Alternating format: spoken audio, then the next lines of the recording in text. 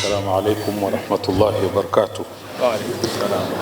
الحمد لله رب العالمين والصلاة والسلام على أشرف الأنبياء والمرسلين وعلى آله وصحبه أجمعين. أما بعد. Mheshimiwa mgeni rasmi, mimi si mzuri sana wa itifaki, kwa hivyo najua meza kuu itanisame kwa ujinga wangu kutambua nafasi yako na kutambua viongozi wote kila mmoja kwa nafasi yake, lakini maalum kabisa kwa mzee wangu ambaye pia ni muumini wangu Maamuru, japokuwa sasa ofisi ziko mbali kidogo. Kanambia sasa akiwa Dar es Salaam hawezi kutokea sana Maamuru. Lugha nyepesi ni kusema itifaki imezingatiwa. Kusanyiko letu la hapa,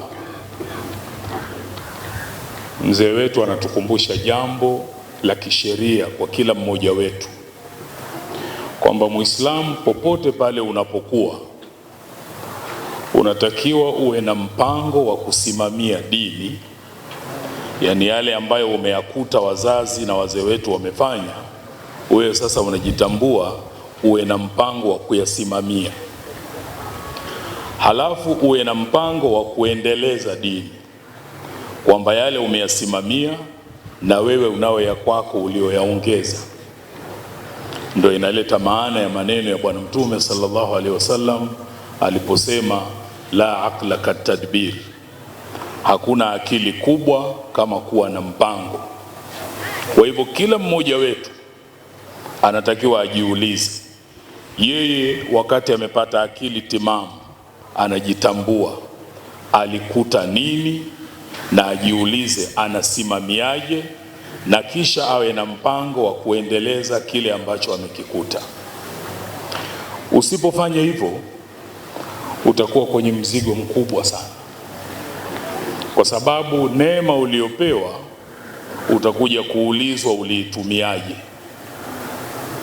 Kwa hivyo kila mmoja afanye hivyo, na mzee wetu anatuonyesha kivitendo yapo aliyoyakuta ameyasimamia na yeye anayaendeleza. Kwa hivyo hili ni la kila mmoja wetu kukaa, kulitafakari, kujiuliza mwenyewe. Wazungu wanasema unafanya critical self evaluation wewe.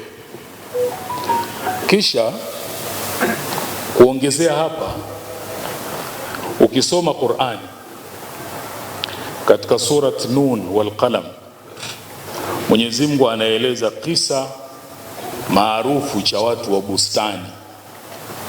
Kina tafsiri haya ndiyo yasema.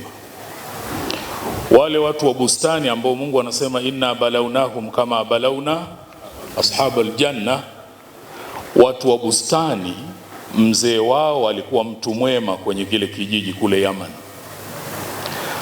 Akivuna ana fungu maalumu anatoa kwa ajili ya kuwapa maskini. Jambo jema, wamepata akili, wamelikuta hilo. Mzee wao alipofariki, wao wakakaa kikao kama kilivyo watoto wanakaa kikao, watu wanataka kurithi sasa. Wakasema mzee wetu alikuwa hana akili kabisa. Alikuwa anawezaje kutoa sehemu ya mali kuwapa tu watu? Sisi mpango wetu ni hakuna kutoa.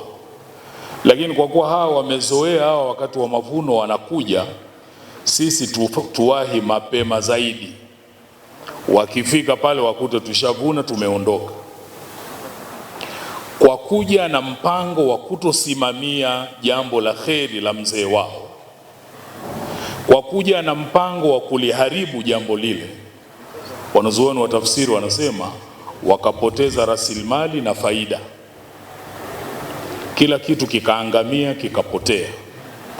Maneno yangu haya yaelekee kwa wale wadogo zangu, ndugu zangu, kwa mzee Hilali.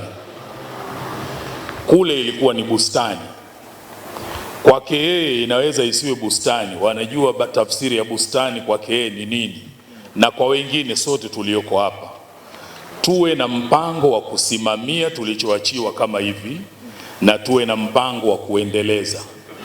Tusiumbishwe na taratibu hizi za kidunia, kwamba kila siku nataka kumaximize profit. Kwa hiyo unasema ili fungu la kulipa walimu ili faida inapungua, sasa nakata. Ukikata tunakumbushwa kwenye sura hii usije ukapoteza faida na mtaji. Kwa hiyo Mwenyezi Mungu amlipe kheri mzee wetu. Mwenyezi Mungu atuwezeshe kuhudhuria kwetu leo, tuondoke na hiki mpango wa kusimamia dini, yale uliyoyakuta, na mpango wa kusimamia maendeleo ya dini. Huo ndo wajibu wa kila mmoja wetu, ili jambo tuishi nalo. Wassalamu alaikum wa rahmatullahi wa barakatuh.